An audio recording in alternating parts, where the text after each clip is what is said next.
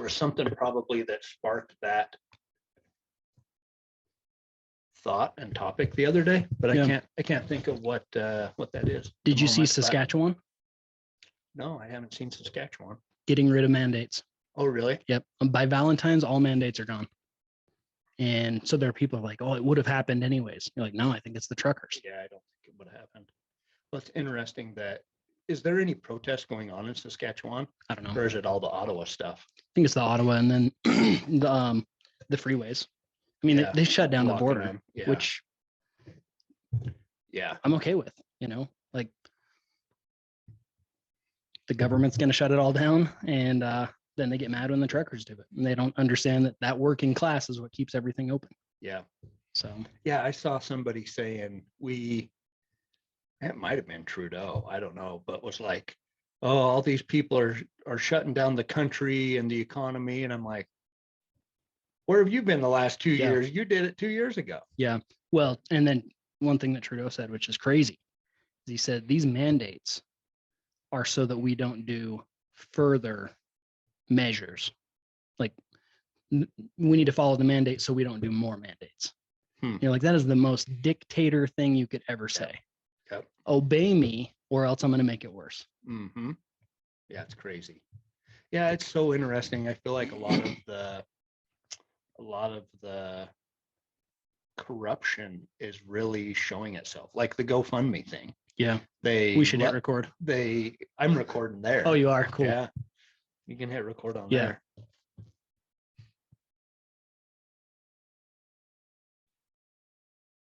Yeah, we can't miss this good chatting. Conversation. Is it recording? It's going. Right on. But I think it's just becoming more and more apparent, like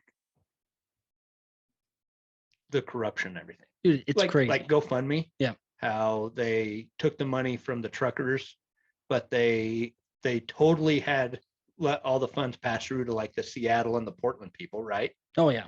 So it's just so stupid. Yeah.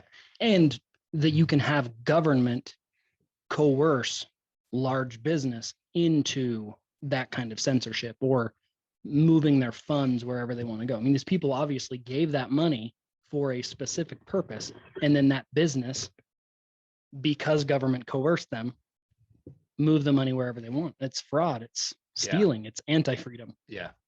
Yep.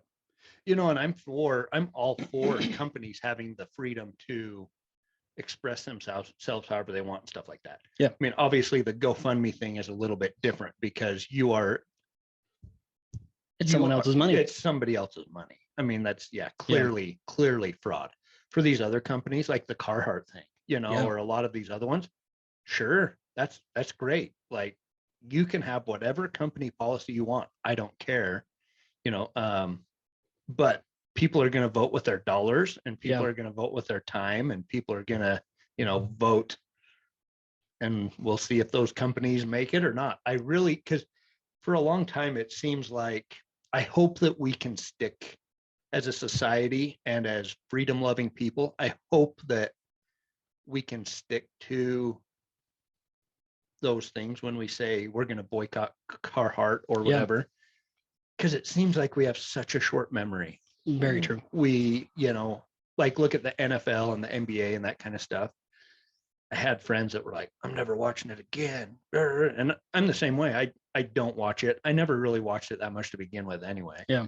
But a lot of those guys are like right back Super Bowls watching it again next week or whatever. Yeah. And so I'm like, we have so much power that we underestimate.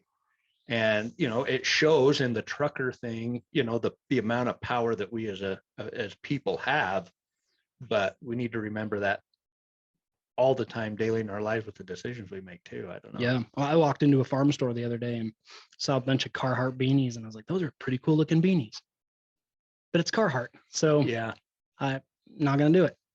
And, that's just me. But and it's crazy how many companies have been like that for a long time. And I almost think it's probably not those kind of boycotts and stuff probably aren't going to stick. Like Levi. Levi is very, very, very, I don't want to say communist, but kind of kind of, socialistic leanings, and that kind of stuff, woke ideology, I guess, and have been for a long time, but we still, I don't use Levi, but they're still a profitable company. We haven't done it enough to the point that they are waking up, or Disney, or, it's Coca-Cola, it's all hard. of it. Yeah. Yeah.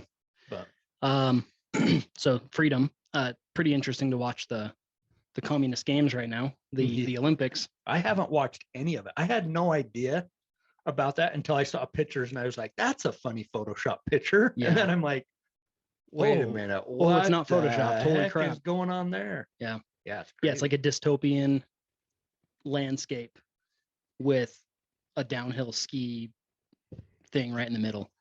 And athletes, they're posting pictures of their meals, 3-4 meals a day of the exact same, just pretty crappy food. Athlete lockdowns. I mean, it's pretty crazy. There have been a couple of reporters that have been I did see a little bit of that. Yeah, pulled away by the CCP, and who knows? Like, I don't know if they were just moved or if they're locked up. Yeah. You have no idea, because who knows? Do you think that with the, as I've looked at the pictures and everything, like, it is just so bizarre. Like, why would you, obviously they had to go to a great deal of effort to build that in the first place. Yeah. And so if you're going to go to that much effort, it could have been built anywhere, probably, most likely. And countries prepare for years and years and years and years and years to have that, putting in infrastructure and that kind of stuff. And do you think that they intentionally did it? Like, do you think that there's a message and they intentionally put it there? Or do you think that it was like, I mean, it has to be intentional. Yeah. I don't know what the other thing would be. Well, I honestly think at that level, what we may see as, coincidence, or nothing's coincidence at that level. Yeah. Everything is so planned out. And I think it was Reagan that said, if you ever think something is just by happenstance in government, just know that it is all planned out. And everybody knows. I mean, this is obviously, I'm not quoting him directly, but everything in politics and large government, it's so planned out. They know in everything. It's easy to look at it and be like, oh, well, COVID took us all by storm. Well, now things are coming out. They knew about COVID for a long, long time. And even planned for it. Yes. Yeah. I mean, the World Economic Forum, or it was the WHO, they had a plan. It was exactly like their little They had drill. a conference just years before. Yeah. Right? That drill that they did was the same thing. Right now, they're doing drills for cyber pandemics, shutting down electrical grids. And you're like, oh, if they're planning for it, prepare for it, because it'll happen. Yeah. Yeah. And you would think too, like with China, like, obviously the government, I almost think, like, here in the United States, like, I think back to when the Olympics were in Salt Lake. Like, I don't really see and I'm sure the federal government was involved, but it wasn't like they were, it seemed kind of like a local thing, like, I remember it was, the state of Utah was building highways and stuff like that. Like, I didn't really get the feeling that it was a federal was overwatching that or managing that or whatever, which they obviously probably were, because they were, building federal infrastructure and stuff. Yeah. But like with China, their government oversees everything, like has their hand in, you look at even the corporations or the, just big companies and everything. Yeah. The government, and it's not like it's hidden. It's not behind the scenes. They're very openly involved in a lot of those decisions and stuff. And so I'm sure with the Olympics going there, they probably, the government leaders, the high up government, federal leaders or communist leaders, I guess, had to have been the ones that were pulling the strings for all that and planning all that. Yeah. And so it has to be a message, back to that, I guess. Like, why didn't you go out into rural China where it's beautiful? And no, and instead you put it next to like some nuclear reactors that look terrible. And and what an opportunity to change the world's view of China. if you want to do that. Yeah, if you want. I mean, think about all of the beautiful places that there are in China to do that. And yeah, it's interesting. China over the last 20 years have moved a lot of people out of rural China and into the cities. And there are 5 or 6 major cities along the coast. And if you look at nighttime satellite pictures of China, it's crazy. Like it's just NASA's put them together, so maybe they're fake. But if NASA doesn't, they're not even out in outer space. I mean, NASA's... Well, okay, I mean, just saying, it is pretty interesting that they have to digitally make all of their pictures. They can't just take a picture and then give it to the world. They have to put it through all of their graphic designers. But if you look at a satellite photo of China at night, you don't even know that China's China. It looks like 5 cities on the coast. Yeah. And almost nothing on the interior. And they've done that. They've done that over the last 20 years. They've incentivized people to move out of rural areas and into the city. Less taxes, less even regulation in the city. Trying better to job opportunities. Yeah, just move people out. Which I don't know the agenda behind it. I just know that if a government's getting involved and they're incentivizing you to move locations in one area, that's also anti-freedom. Yeah. If you want to live in a specific area and own private property, which I believe is a right that we're born with, if government is coercing you out of that, we maybe need to be thinking about what's happening. Mm-hmm. Yeah. Yeah, for sure. It is so bizarre. It's interesting to see some of these things going on in the world, and really, there again, just a wake up call for I think at kind of the beginning of the pandemic, and because we both kind of went away from 9-to-5 type jobs and decided to pursue entrepreneurship and business and those kind of things. I think really for me, one of the big reasons and big deciding factors was the freedom part of it. Yeah. Just feeling like, I could kind of see down the, we already had, I mean, obviously we worked at a fire department. And so obviously there's inherently some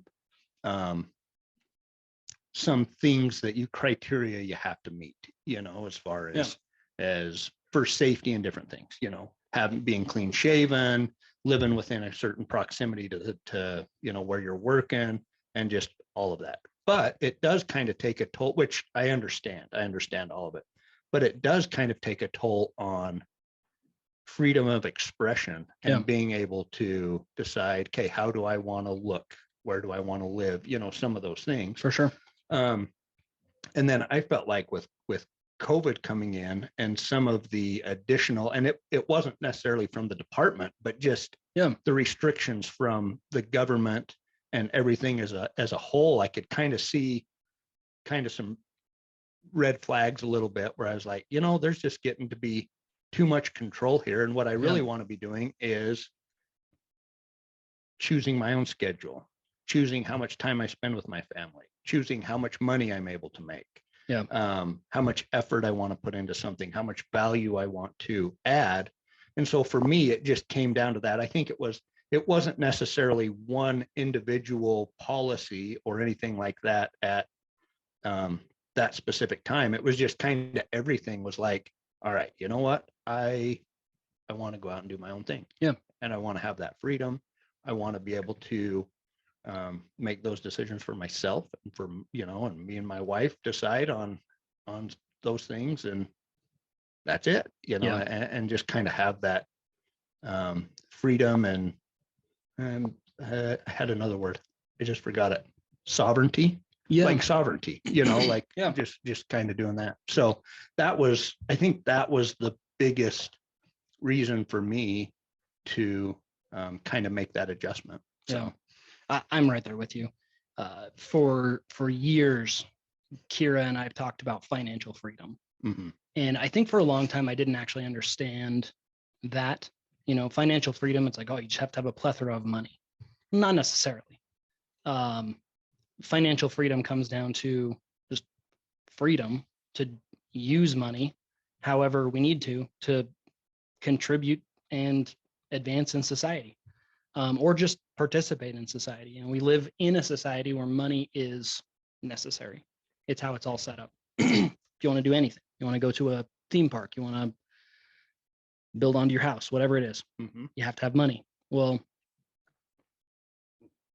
sometimes growing up, we might have a negative association with money and different things. And throughout time, anyways, where I'm going with this, throughout time, I've really learned what freedom to us is. And a lot of that is financial, but it's also of time and of expression and just being able to be who we want, when we want, and go where we want and how we want. You know, it's kind of how we were born. I truly think we were born free. And then as soon as we're born onto a certain land, whether that's communist China or the United States or France or wherever, those rights that we have are almost immediately taken away by government. Now, not that this is like an anti-government podcast or anything. It's just we do need to be very careful there. And as we're making these changes to our life to move away from a 9-to-5 and to start a cash calf side business, a side hustle, you know, we need to be really cognizant of all of that so that we're making the right decisions and voting in the right people to allow us to do what we were born to do. And it's I mean, the easiest way to lose your rights is to just be born in the wrong country. And it's sad because we're all equals. Every single person that's born on the earth is a human. But depending on where you're at, you have different rights because government has taken some away. And so, you know, things like COVID, it happened, but as a people, we have to make sure that we're keeping government in check. Hey, don't take away my rights. Well, but this is about the public good. Okay, sounds great. Don't take away my rights and the public good will work itself out. You know, Canada and Trudeau, here's all these mandates. And truckers go, oh, you want mandates? We deliver your food. So if you want mandates, here we go. We're shutting everything down. We're going to shut roads down. We're going to drive into Ottawa and we're going to show you. And what do? Well, Saskatchewan saw it and they go, oh crap. Hey guys, just so you know, like no more mandates. Like what they did, that civil disobedience just made them more free. And it showed the government, hey, we're the people. Like we the people, we're born free and we will stay free. Well, and I don't even know that it would be classified. I mean, depends on which news station you Well, but I don't true. even think it's civil disobedience. Yeah. You know, I mean, very peaceful from what I've said, you know.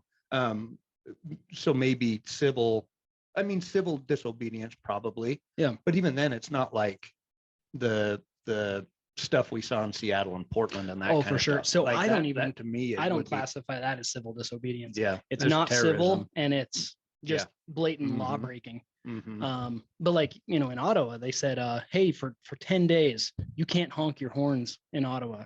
So they're like, oh, really? And they just honk their horns until they're like, okay, guys, I'm sorry. We were wrong. Okay, cool. If you're not going to take my rights away, I don't need to honk my horn, but I will honk it if you tell me not to.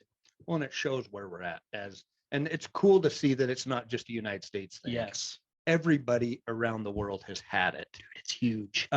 You know, because I feel like we've known that there's corruption and we've felt that government has continually crept into our lives and taken away agency. Yeah, absolutely. And it's happened for years, for hundreds of years, actually, you know.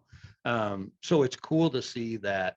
And it's usually the people that are getting agency taken away from is usually the majority, but they're the silent majority. They're, you know, it's people that are like, I just want to go and work my job and go home to my family and hang out and take a vacation and enjoy life. Yeah. The last thing they want to do is be having to go to Ottawa and try to protest or go to Washington, D.C. or whatever.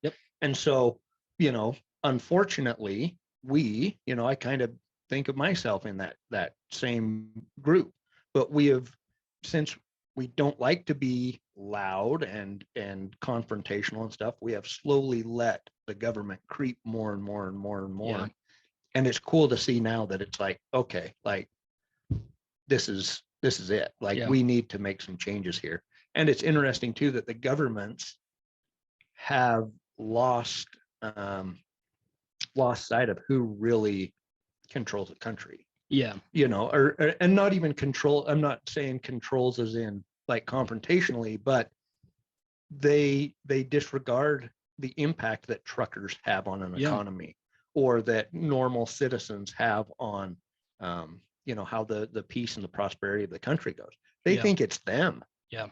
And it's not, you know. And so I think this is a good reminder for everybody, and especially for governments, Yeah. to say, look, we are the majority of people, we are the citizens, we control the country, and you don't, you know. Yeah. And that's how it is. Yep.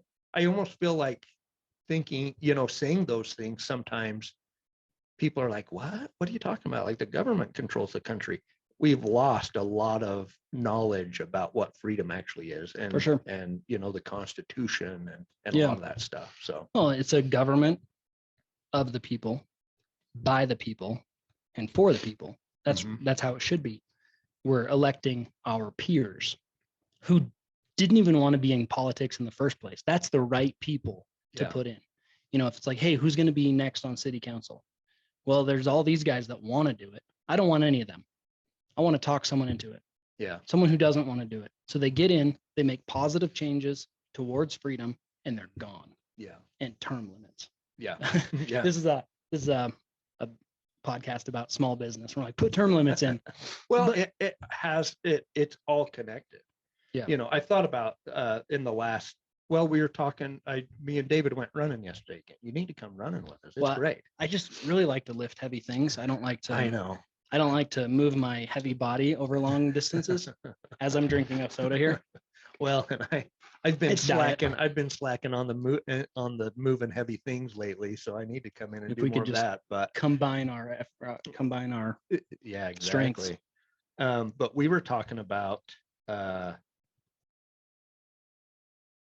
You guys I went forgot running? what. So we went running, and we were talking about work. Yeah. And just how, you know, I think a lot of times we compartmentalize work is our 9 to 5 or our business or whatever.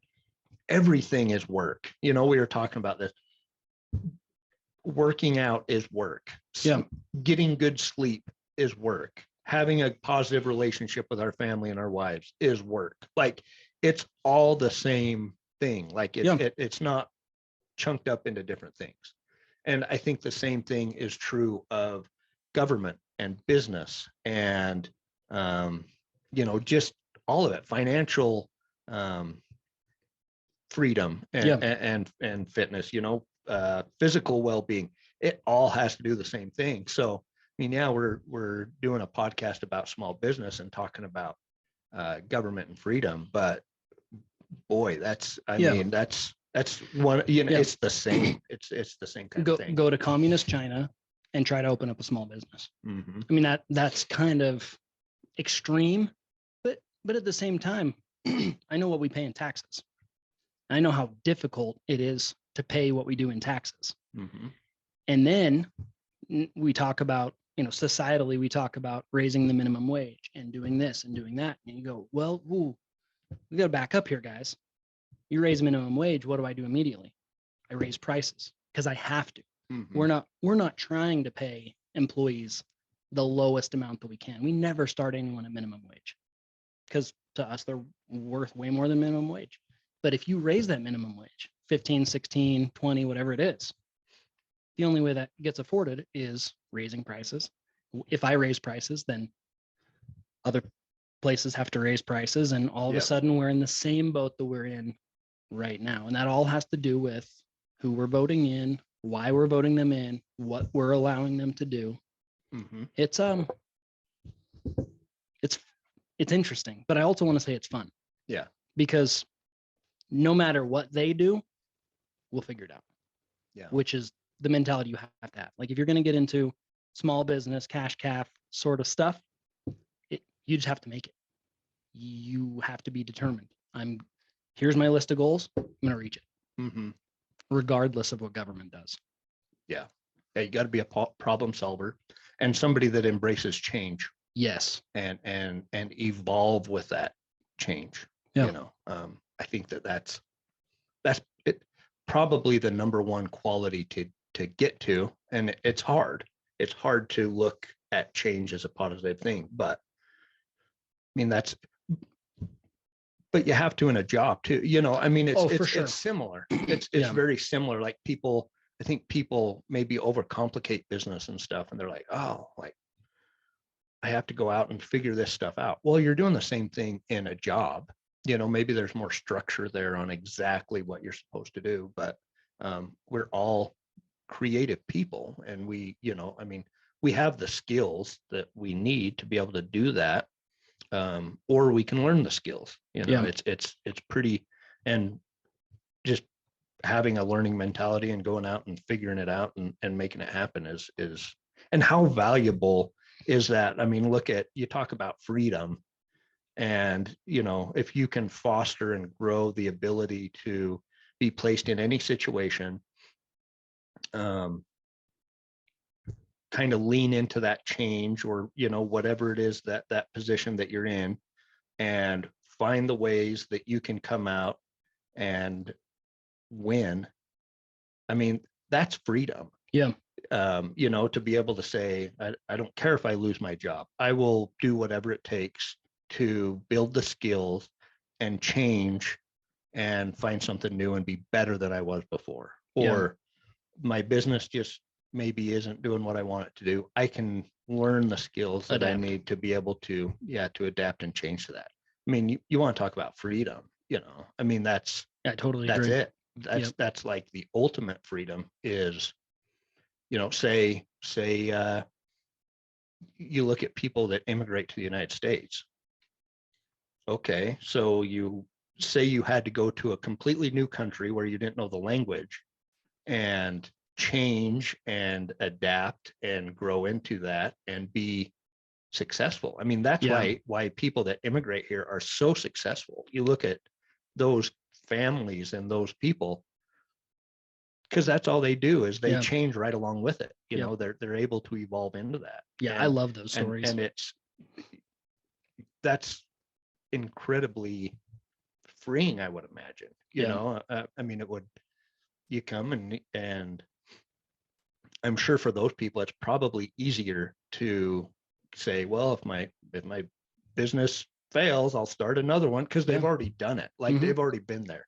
You know, moving to a new country, learning a new language, all those kinds of things is probably some of the most intense change you can ever have. Well, once they've gone through that, you know, then it's like, well, I can do whatever. Yeah. You know, and I've kind of, we've talked about this too, but coming away from a job or leaving another business or whatever, there's some of that same kind of, you know, anxiety and uncertainty and all that kind of stuff, that once you go through that, when you're in it, it seems like it's a big deal. But once you get past that and you look back, you kind of go, oh, that wasn't too bad. Yeah. And I gained a lot of confidence in myself going through that. And so now if there's another change that happens, whether it's change from the government, change from, you know, losing a business or losing a job or whatever, well, you have that much more confidence to be able to evolve into that new thing. So, I mean, it's to me, that's the ultimate freedom. Yeah, I agree. And there's a lot of personal responsibility there, which is something that maybe we're not brought up in school, learning all this personal responsibility. But, you know, if you really take it on and you go, I'm going to take 100% responsibility for myself, that's very freeing as well. It doesn't matter what your job tells you to do. It doesn't matter what society tells you to do or anything. You can just make it all happen. And if you make a bad financial decision, it's your fault. If you start a business that isn't working, it's my fault. And there's huge freedom in that, because I made those choices, which means I can change those, adapt, modify, overcome. You can be anywhere you want to be. Yeah. And it's just very freeing to actually take responsibility. Yeah, for sure. And I think that's a good point too. There is responsibility there. Once you step away from a 9 to 5 or something where you kind of have shared responsibility with, your employer has a responsibility to you, you have a responsibility to your employer, but there is kind of a different, they have some responsibility for your well-being in that situation too. Yeah. So a lot of people think, well, if I quit my job, then, that must be great. I can do whatever I want. I can sit around and watch TV, or I'll have all this time on my hands. Well, with freedom also comes increased freedom, also comes increased responsibility. Yeah. Yeah, there's not somebody counting on you to show up at 9 a.m. in the morning to go to work, but there's also not a paycheck waiting for you either. And so you can choose to sit on the couch and play video games or whatever, but you're not going to, there's that responsibility too, that you have to evolve into that, grow into that position and occasion, and figure out how you can add value. So, For sure. So I mean, there is kind of the double-edged, two edges of the sword there, a double-edged sword. Yeah. My brother-in-law, he's going to be great in life. He's going to be really successful. And he has a business where they stain log homes. Mm-hmm. And he's like, how do I get more business? I said, how many doors have you knocked on? He's like, oh, a couple, but they weren't home. I was like, well, start knocking on more doors. And maybe knocking doors is not the right thing. Maybe it's flyers, maybe it's TV advertising. I have no idea. But you got to start moving in a certain direction, taking that, which he does. He takes, I'm like, this is not a knock on him at all. Takes that personal responsibility, get out, start moving in a direction, and then you will be moved in the right direction. So talking faith, just faith in general, doesn't matter what religion, whatever it is, faith, it's a principle of action. You have to get out. If I believe that I can get out and make a $10 million company, I got to start moving and acting like I'm running a $10 million company. Yeah. And as soon as that's done, maybe knocking doors is not the right way, but then you're going to find that out. You're going to go, knocking doors didn't work. So I'm going to try this. Well, that didn't work. Well, I'm going to try this. Hey, that worked. Now let's expound out. Now let's do this, this, and this, because this worked. Oh, we're moving. It's working. Yeah. But you got to take that personal responsibility. You've got to move. You've got to fail forward. All the stuff we say in all the other videos. Yeah. Fail forward. What you think about expands. Yeah, I love that. And there's so much to faith in starting a business, because even, like right now, I'm kind of, I've got a business, and we've got some projects that we are kind of into and kind of in the middle phases of, and even towards the end, because we're selling those products and stuff. It's like, okay, now what? Yeah. Like, just, there's not somebody lining out, okay, now you go and do that job. Now you go and do that job. You have to, make a plan and a goal and move forward to achieve that. I have no idea what the next project is. Yeah. I mean, I have a couple things in mind that I'm pursuing and looking into, but I have no idea what's going to work out and how it's going to, go. But just going through that movement and those actions opens up those other opportunities. I had a quote here that's goes right along with that. And it's from that, How to Own Your Own Mind that I talk about all the time. So this was Andrew Carnegie. And he says, it is one of the strange phenomena of human experience that the man who begins where he stands and does the best he can with whatever means he may have, very soon finds other and better means of accomplishing his objectives. Mysteriously, the tools are placed at his disposal. And that's like I've got it in one of my notes that I refer to all the time and even highlighted. It's cool. Because I mean, that's totally the element of faith. Yeah. You don't know how it's going to happen. You just have to move towards it. That's the immigrants that come over. Yeah. They're like, hey, I'm moving away from my family, my country, everything I've ever known, because I've heard that America is the land of opportunity. Yeah. And then they come and they make it happen. I love those stories. Yeah. And it's true. You start working in a certain direction, you don't need to know where you're going. A lot of people talk backup plans.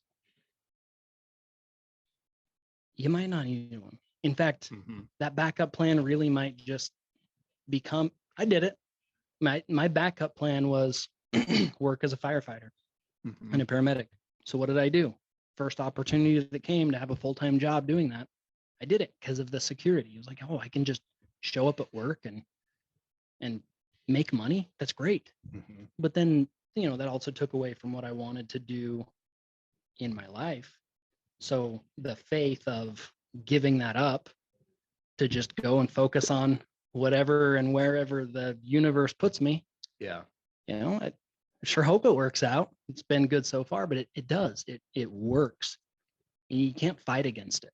Like if you're pushing and just fighting, if talked about the tools at your disposal. Well, if the tools are laid out and you're just ignoring all the tools too. Yeah. We've talked about it before. There's opportunities all over the place. You just have to open up your mind to know when those opportunities are around and when those tools are presented.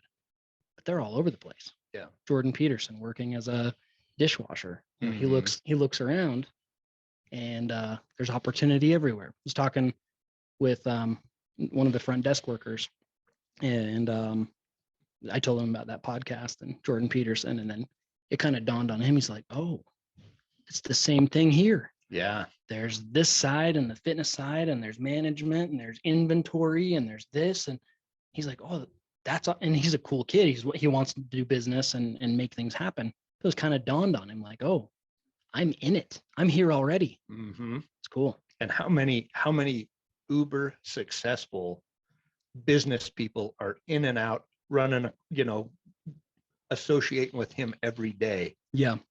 I can think of a half a dozen right off the top of my head. Yeah. That he's coming in contact with every single day. Yeah. And yeah, I mean, there is opportunities all around us. And I think part of it too is changing our mindset to be able to recognize the tools. Yeah. Because that's kind of hard. You're taking kind of a mentality from a job mentality into an entrepreneur mentality. You do have to, it takes some time. And so it's not like you just can stop doing one thing and you're right into the other thing and off you go. It's kind of a lifetime thing. You don't recognize all the tools right off the bat. And it takes some time to kind of learn, oh, well, okay, that's a tool I could use. Like, oh, there's a connection. That's somebody in my network I could add to. And over time, there's better tools and more efficient tools. And I don't think you ever get to the point where your toolbox is all the way full. You're always adding stuff. You're always finding more efficient ways to do it and better ways to do it, and better people to work with. And it's just an evolving thing, which is cool. To me, it's like, wow, and there's that in jobs too. But to me, it's like, man, what if I could run a $10 million company? What would that feel like? And what would I be able to learn along the way? And what's the kind of person that I could become to be able to do that? And it's cool to think about. Yeah. And you do have to become that person. So if you're running $1 million company right now and you want to run a 10 million, you have to become that $10 million person, which means we have to get our mind right. We have to start working in that direction and then be open to change to allow ourselves to become that.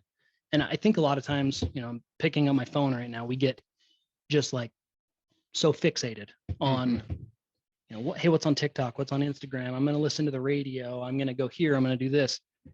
We don't really just sit and think and get our mind and our body. Like, this all sounds all hokey, but like our mind and our body on the same page and same plane. Like, you actually have to sit back, meditate, and just think of nothing so that we're open to letting those opportunities come. If the music's blasting and we drive by some business that's going to open our mind to something else, we're going to miss out on that stuff. So something that's also very freeing is learning to open our minds. That can be done in many different ways, but one is meditation. Just 10 minutes a day. Just sit down and think about nothing but your breath and see how difficult it is. Yeah. It's insanely hard. You're going to have 900 thoughts in those 10 minutes and be like, well, why can't I focus on my breath? You're like, if you can't focus on your breath, we may not be able to focus on business. You know, if we can't focus on our breath, we may not be able to focus on inventory. So it's little, it's weird, it seems hokey. That's kind of a game changer. That's like a freedom changer. Yeah. Well, and I think, you know, and I don't know, maybe you feel the same way, maybe you don't. It's interesting going from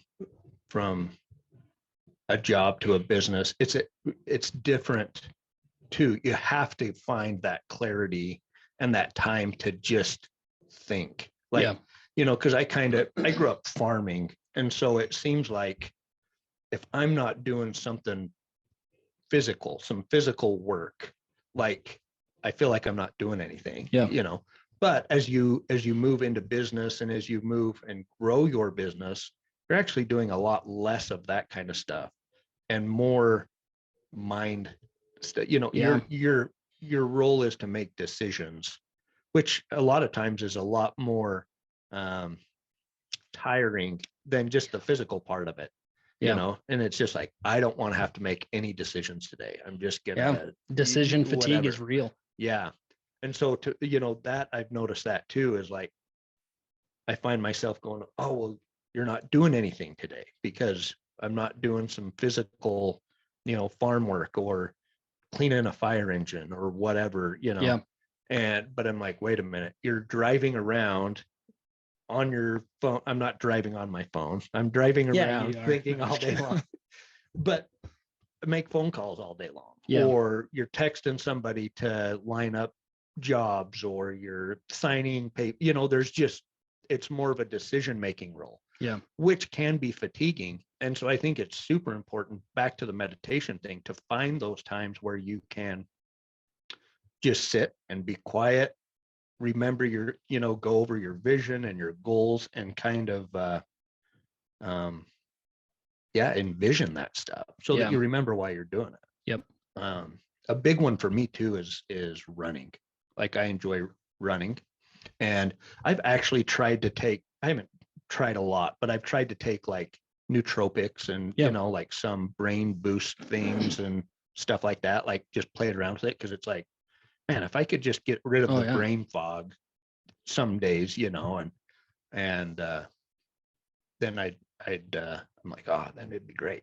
But to me, running, like if I go run, or any physical type exercise, like I have that for me is a great nootropic. That's the best thing that I can do, is if I need to make a decision or I need to think about something or whatever, if I go work out, then usually a lot of times it'll come to me, and that's cool. You know, and then the key is too, once you get, you know, you're meditating or you're working out or finding whatever makes you tick and really have that creative mindset, act on those things. Yeah. You know, that's a big one. That's the hardest one for sure. But I've even got, you know, I've had a couple times where it's like, oh, call this person. And it's like, that was it. Like, I know that's, so I'll stop. Like, I've stopped on the side of the road and called people, and not all the time. I'm not, but sometimes it's like, I don't want to have to do that. You know? And so you wait 2 or 3 days, but you know that that's an action you have to take. And so, but that's an important part too. Probably many world-changing ideas have come out of the shower. Yeah. People that are just in there, not listening to anything, washing up, ideas come to them. You're just alone in your element. Letting your mind. Yeah. Let it wander. Yeah.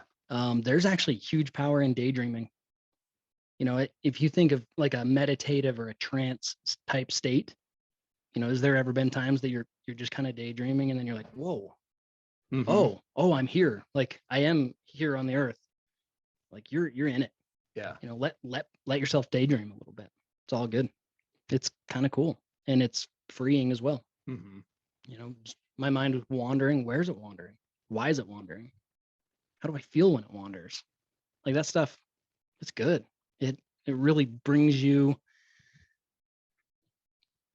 into yourself. It grounds you. It lets you know kind of who you are. I don't know if there's anything out there that lets us know more who we are than letting your mind go and see how you feel.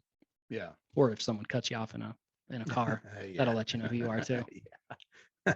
So I need to do better at that. I've actually kind of the last year, I haven't acted on it, but I felt a lot that I need to be better at leaving my cell phone. And like, I think back about when I was like growing up in scouts and stuff like that.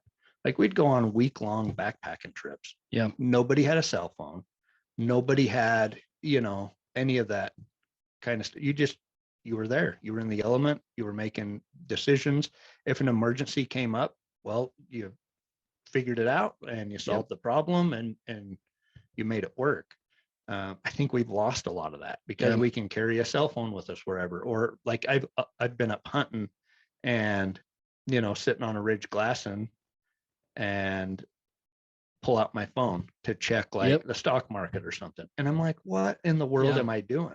Like, this is the time that really gets us away from that kind of stuff and frees my mind to be able to just think and just come up with new ideas or just problem solve naturally or just enjoy being out there too. There's nothing wrong with that either. But I think I don't know, I need to just plan some and just go for like 2 or 3 days or 4 days and go up in the hills and leave the cell phone at home. And I think there's a lot of value in that. Yeah, it's so important, and we've lost it so much. There are businesses, reset retreats.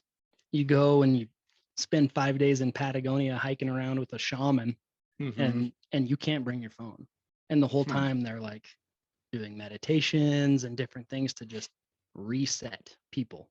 Yeah. And there's been, I just read things. I don't know how true it is, and it's probably all mostly anecdotal and everything, but people that are having sleep issues or having depression issues or having, all these different things. They go out 1 week in nature with no light, nothing, just nature and other people. And all of a sudden they're like, man, I've never felt better in my life.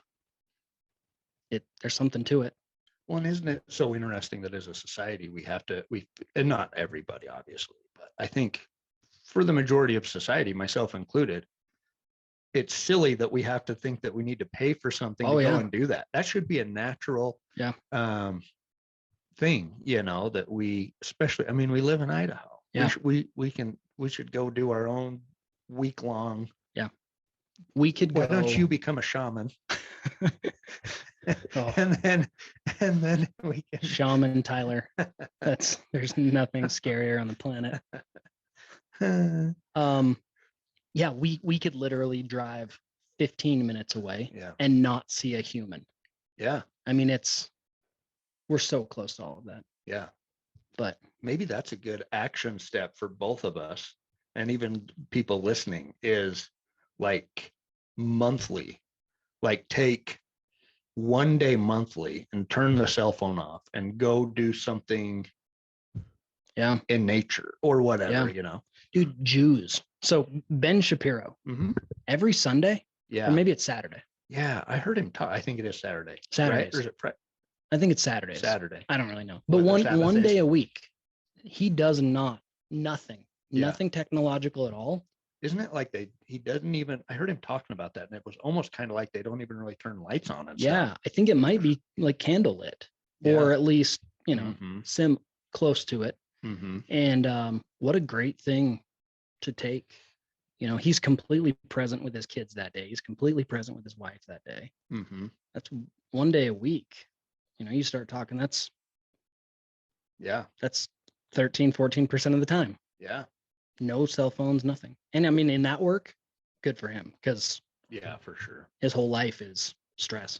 But if he can do it, anybody can do it. I mean, he's busy. He's got, like we all are, but and maybe that's some, tying it back to freedom.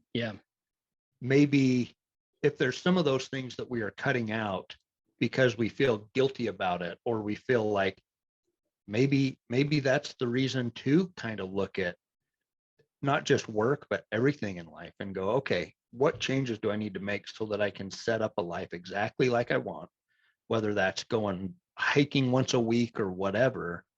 so that I really get my fulfillment and happiness in life.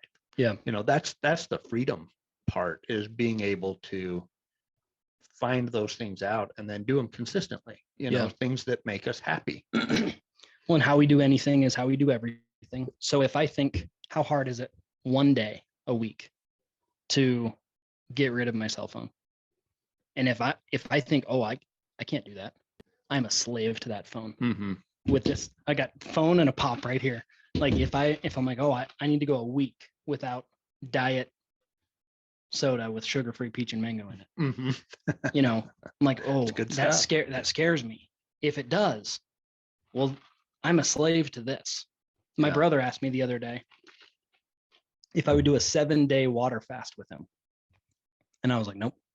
Like no water? No, or just water. Strictly water. Strictly water. Mm-hmm. And my first thought was, that's a week. Like I can't do that. Probably could, but I don't could do it. I don't want to go through the sacrifice to do it. But I'm like, oh, well, 2 days. I could do 2 days. Mm-hmm. You know, it's just interesting. You start to learn yourself, like freedom, just that freedom, freedom and slavery. Are we a slave to our phone? Are we a slave to food? Are we a slave to some people? If you say, hey, don't work out for a week, well, what? Yeah. I have to work out. Well, why do you have to? Are you addicted? You addicted to working out? Well, working out doesn't count though, because you get the endorphins and you really can become it. Like, yeah, I could see how there's a legit, like, runner high. Yeah. Like, that's a legit thing. Like, you're pretty much doing heroin when you're working out. Well, I've worked with people though, and they go, hey, I want an individualized coach. I'll go, okay, why? Like, what do you want to get out of this? And they say their goals, and I go, okay, cool. We're going to reset. You're not going to work out for 3 days. Well, I can't do that. I paid you to help me get where I want in the gym. I go, okay, you've worked out for 30 days straight. You need 3 days off. What? Yeah. You do it, you know, and you start to balance. You start to learn, why do I need that exercise? Well, it might be because that's your only stress outlet.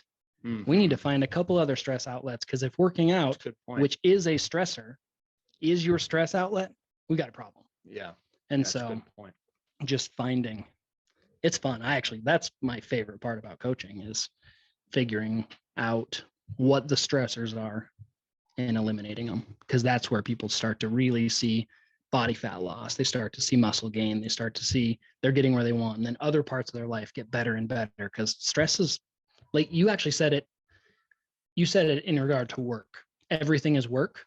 When you were saying that, I was thinking everything is stress. You know, relationships can be stress because we're working on them, and that's okay. Like, they don't have to be stressful, but they are stress. Yeah. Coming to the gym is stress.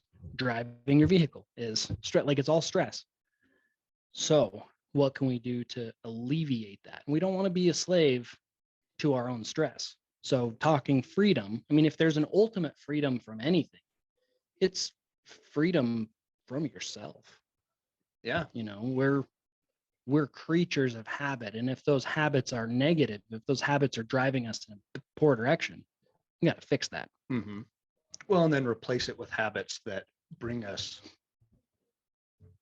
peace and happiness and those things. Yeah. I was listening to Jordan Peterson just on the earlier today, just popped up on YouTube. Speaking of phones, like, anymore I have to be listening, and this is bad. I need to, you know, and I listen to good stuff, but I feel like I have to be listening to something all day, every day. You know, like, oh, there's something new to learn. I gotta, you know, and I probably ought to replace that with just, you've learned enough. You've got a lot of information in there. It's okay to take a day and just meditate and think on stuff or whatever. Yeah. But he was talking on this clip about structure and having structure in our life, and how people hate having a calendar. Yeah. And he said, well, the problem, the reason that you hate your calendar is because you fill it up with stuff that you don't like to do. Yeah. He said the way to use a calendar is to fill it up with things you want to do, you know. And so then, you know, and I've seen this a lot in the last, you know, over the last year, is I'm like, crap, I don't want to go to sleep because then I have to wake up tomorrow and do a bunch, do whatever. It's like, well, what are you doing tomorrow? Well, I get to work on a business that I really enjoy. I get to go for a run. I get to, run my kids around their activities. That's all stuff that I enjoy, for the most part. But that's what he said is, you've got to find where you can fill your calendar up with things that you enjoy to do. And then life becomes enjoyable and happy. You're, and that's freedom, is being able to do what you want to do and what gives you the lifestyle that you want and provides the kind of life you want for your family and all that, and I think that's the exciting thing is, even though we feel like we're stuck sometimes, a lot of time, maybe, we have ultimate agency and freedom to change that. And there's opportunity and tools all around us to do that, like we've talked about, to be able to change that and have a calendar that's full of stuff that we want to do. Like, that's freedom. Yeah. And I think that's, for me, that's what's drawn me to entrepreneurship and business, is being able to have that freedom, structure my business so I can take the kids to their activities. We can go snowboarding for a half a day here and there, or a day, or whatever we want to do. So and just time, freedom, structuring my life how I want. Yeah, I totally agree. And letting yourself dream and think like, hey, wouldn't it be cool if, and then once wouldn't it be cool if happens, and you kind of look online and figure it all out, just act on it. Mm-hmm. Like that's the tough part. And that's I think the difference in successful and unsuccessful, if we're just talking success in the progressive realization of a worthy ideal. Mm-hmm. We might look online and we're like, man, I'd love to go to Rome. Then buy tickets to Rome, or figure out how to make the money to buy tickets and go to Rome. Like, that's the freedom might not just be in the dreaming, it's in the acting upon it. Yeah. And then fail forward, make it happen. Well, and once you figure that out, then it's like, oh, well, I want this, or it just kind of builds on it. So. Yeah. Something we should talk about in a future episode is monetizing your passion. Yeah. Because if we can figure out how to do what we love and make money doing it, I mean, that's freedom. Mm-hmm. Hey, I love snowmobiles, so I can't just snowmobile every day, all day long. But what if you have a snowmobile rental business? Well, then you can. Mm-hmm. Or you make awesome snowmobile video content for YouTube. Yep. Or TikTok or Instagram, or you show, hey, I'm an average snowmobiler. Look at my average snowmobile videos. I mean, whatever it is. Mm-hmm. Like, there's huge mental freedom in knowing that what you're doing is adding value to yourself and others. Yeah. So we should do that. We should talk about just monetizing your passion. Mm-hmm. Yeah, I love that. I love that. Another thing that I've thought about too, is I've gone through just businesses and life, and just all of it is worrying about what other people looking and being like, what are you doing? Like that kind of stuff, which I know is mostly me, making that up. Everybody's so involved and stressed and worried about accomplishing their own thing and getting through the day that they're not worried about me or you or the other guy. But so kind of an excuse I gave myself, and I still do, is I'm just trying to see what I can get away with. Yeah. Like, yeah, I know it's a long shot. Yeah, I'm quitting my job. I'm just seeing what I can get away with. That's cool. I like that. I'm just seeing if I can do it, and then it kind of dismisses that judgment sometimes from people. And they're like, oh, well, he's just whatever. I think that's, dumb or crazy or whatever. But yeah, I'm just seeing what I can get away with. But I like that. That's, and then you work like crazy to hit those goals and stuff. Yeah. So it's kind of fun. Yeah. I like that a lot, actually. Yeah, that's really cool. It's a great way to look at it. And that's got to be freeing. Just, hey, what can I get away with? How little can I work and still make it? Yeah. I mean, or how much can I work and how far can I get? Yeah. Or how efficient can I work? And, can I be more efficient, but work less?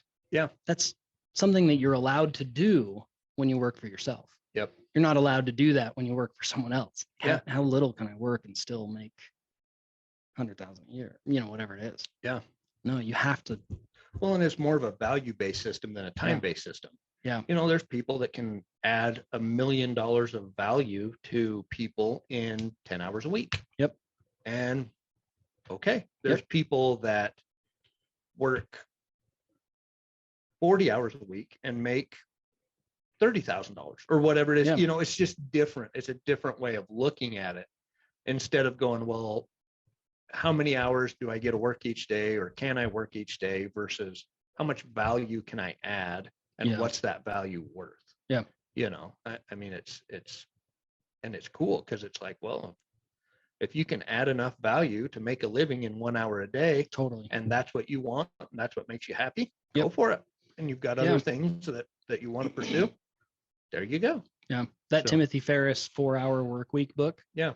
Although, reading through it, I'm like, well, I don't think I would enjoy some of this. The truth is a lot of people work 10 or less hours a week, and they can fund their life exactly how they want to. We live in a weird world where we hour base our time. Well, I'm worth $20 an hour. I'm worth $30 an hour, instead of I'm worth $1,000 for this project, or and money's just kind of weird, really, in that regard. It's like we put value on it, but then the Federal Reserve kind of decides what that's worth. So, which is a totally other thing. It is interesting. And then I think being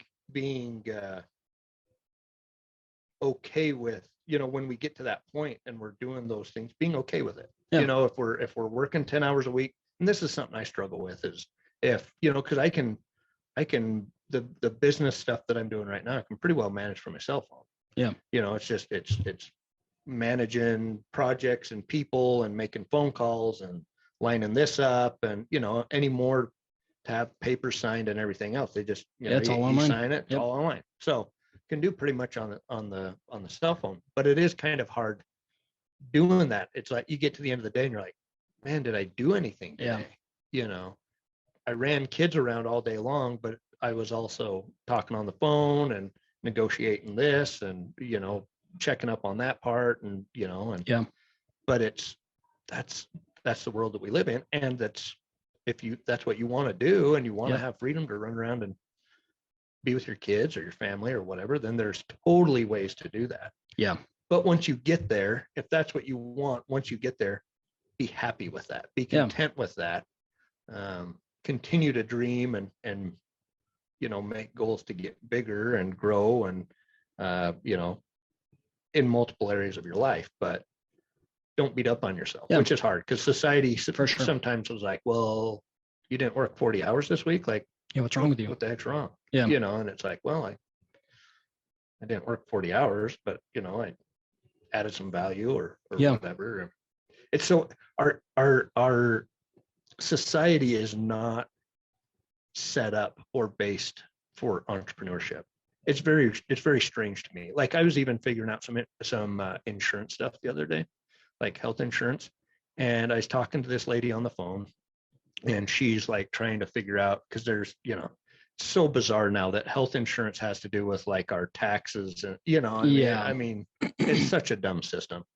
But so this lady's like, well, how much do you make every month? I'm like, well, I don't know. Like when I get to the end of the year, if there's money there, then I take a wage. If there's not, then we lived off savings for the year, whatever, which is totally like, that's just how it is in business. Yeah. They could not wrap their heads around this. I took a wage at the end of the year. Oh, okay. So like, what was that every month? Well, I don't know, divided by 12. I don't know, and then, it's like totally not set up, for entrepreneurship. Or you go talk to a bank, and it's like, it's great. It's like, it's like, well, it's bizarre. But our society and our economy and our country is where it is because of entrepreneurship. We don't have a system that is set up to efficiently deal with the issues that come along with Yeah. that, you know. Well, and I think, I don't know what the percentage is, but if the system is set up for 95% of the people who are employees, then you get the 5% that are not. Yeah. We're trying to change that. We want a lot more people to work for themselves. Yes. And that's the entrepreneurship revolution. Yes. Yeah. And if that, it's so freeing if that's what people want to do. Some people don't want to. Totally fine. Like, that's great. But if you want to, you can get out and make it happen. And then as that happens and we can increase the number of self-employed people out there, business owners, well, then, that's when we can vote in the right people and legislation, everything, to start getting things more entrepreneurial based. And just huge freedom. I mean, talking just freedom in general, huge. Yeah. You will know your worth as soon as you step out into business. Yeah. You might make some mistakes and, your worth might not be calculated immediately, but, in a job, if you're worth $20 an hour, you know what you're worth. You're probably worth more. But as soon as you step out into business and you start to work in those directions, you can find out very quickly what you're actually worth. Yeah. And then if you're not worth what you want to be, you learn more. Yeah. That's it. That's the best part, is there's unlimited potential. Totally unlimited. That was, along with the stuff we discussed earlier, that was a hard thing for me too when I was at a job, is thinking, okay, no matter what I do, if I work here for the next 20 years, yep, this is the most amount that I can possibly make. There was a finite number there. Yeah. And I might get a cost of living raise. Yeah. But maybe not. But inflation was 7%, but the cost of living raise was 1%. Yeah. No, that's not okay. Yeah. Yeah. There was, no matter what, even, you can even calculate in, okay, well, I can work overtime. Okay. Yeah. Well, you can still figure out how much overtime you can possibly work. There's a finite number there. And to me, overtime is subtracting hours from my family. Yeah. Which it's not to others, and that's totally fine. Yeah. Like, just different. We're different people, and not positive or negative. We're just different. Yeah. But every time I would take on an overtime shift, I'd go, okay, well, there's 24 hours that I don't get with my kids. That wasn't okay with me. Yeah. And there's, and it's interesting too that you bring that, because I hadn't thought about this before, but we have a finite amount of time. Yeah. We also have a finite amount. If you're in a job, there's a finite amount of money you can make. Well, let's start making some of that infinite. Yeah. If you start your own business and you start, the potential is unlimited, literally. Yeah. Like, there's infinite amount of, not infinite. You obviously can't make an infinite amount of money, but it could be $100,000 a year business. It could be $100 million a year business. You never really know what the potential is there. Yeah. So that was hard for me too, is saying, okay, look, no matter what, I'm capped out at this amount. What's my, that might be my biggest opportunity cost in life. Yeah. Is if I was out doing business or whatever, I might be able to make 100 times that. And yet you'll never know. I'm exchanging that for this number over here. Yeah. There's some, that was, I struggled with that was an opportunity cost. There was a huge amount of cost associated. There's only one way to find out there. So, yeah. Yeah. I love talking about all this. In 6 minutes, I have an appointment somewhere. That's awesome. So let's wrap it up. Sorry. No, I think it was good. We got through the conversation, and it was good. So it is. It's just fun to chat, and there's so many different avenues we could go with freedom. Yeah. So just knowing that, more. Yeah, we're born free, and we need to continue that until we die. For sure. So sounds good. Okay. Well, we're doing 2 a week now, so we'll meet back again and keep getting some good stuff coming out. So agreed. Sweet. Right. Thanks. We'll see you soon. See you.